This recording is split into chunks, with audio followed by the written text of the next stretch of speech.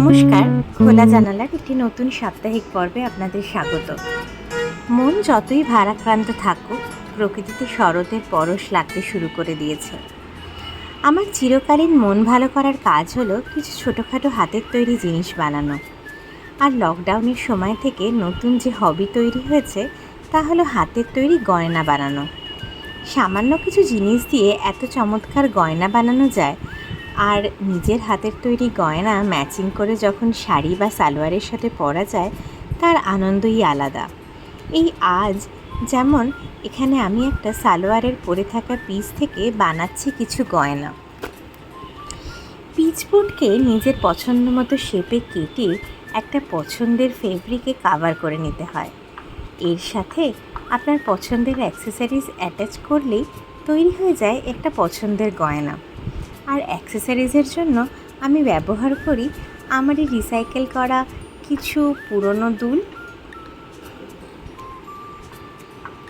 উপকরণ লাগে খুব সামান্যই, এর সাথে লাগে কিছু ইচ্ছে, আর কিছুই না। এই যে দুলগুলি, এগুলো কিন্তু সবই আমার সংগ্রহে থাকা পুরনো জিনিস। আর কিছু নতুন জিনিসও লাগে যেগুলো কিনতে পাওয়া যায় অনলাইনে বা যে কোনো বড় স্টেশনারি দোকান যারা স্টিচিংয়ের জিনিসপত্র বিক্রি করেন সেখানে।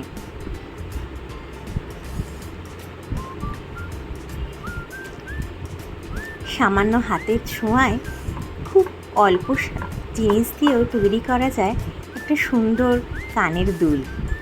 আর এইবার প্রথম বানিয়েছিলাম একটা হাতে পরার চুড়িও। ব্যাস তৈরি হয়ে এসছে আমার কানের দুলটি।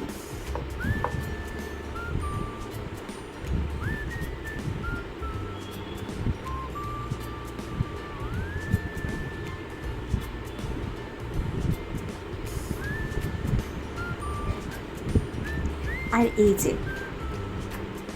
একটা প্লাস্টিকের চুড়ির ওপর সেই ফেব্রিকটাকে জড়িয়ে নিয়েই তৈরি হয়ে যাবে একটা ফেব্রিকের হাতে পরার সুন্দর গয়না।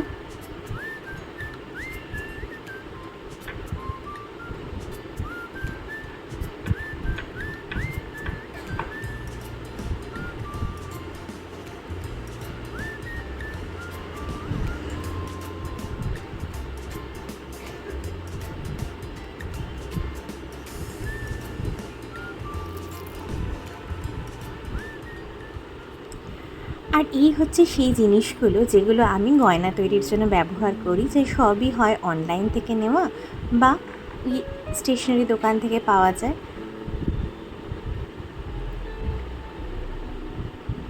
অনলাইনে জুয়েলারি মেকিং দিয়ে সার্চ করলেই আপনারা পেয়ে যাবেন, বা গড়িয়াহাট, কলকাতায় থাকলে গড়িয়াহাট বা যে কোনো স্টিচিংয়ের দোকানে গিয়ে এই জিনিসগুলো খুব সহজেই কিনতে পাওয়া যায়।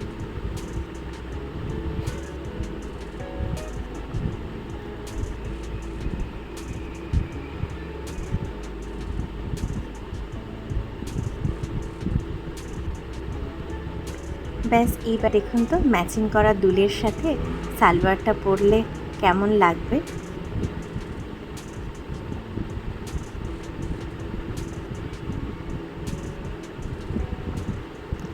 আর এগুলো হলো আমার হাতে তৈরি কিছু গয়নার কালেকশন, যা আমি বিগত 2-3 বছর ধরে বানাচ্ছি। কিছু পেন্টিং করা, কিছু রিসাইকেল করা বা কিছু সম্পূর্ণ নতুন গয়না। নিজের হাতে তৈরি জিনিস নিজের পছন্দের জামাকাপড়ের সাথে ম্যাচিং করে পরলে সেই সাজার আনন্দই আলাদা। আজ আসি তাহলে।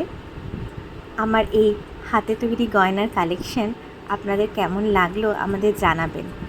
আর পছন্দ হলে আমার চ্যানেলকে অবশ্যই লাইক করবেন, কমেন্ট করবেন আর সাবস্ক্রাইব করবেন। ভালো থাকার চেষ্টা করুন সকলে নিজের মতো করে। দেখা হবে সামনের সপ্তাহে।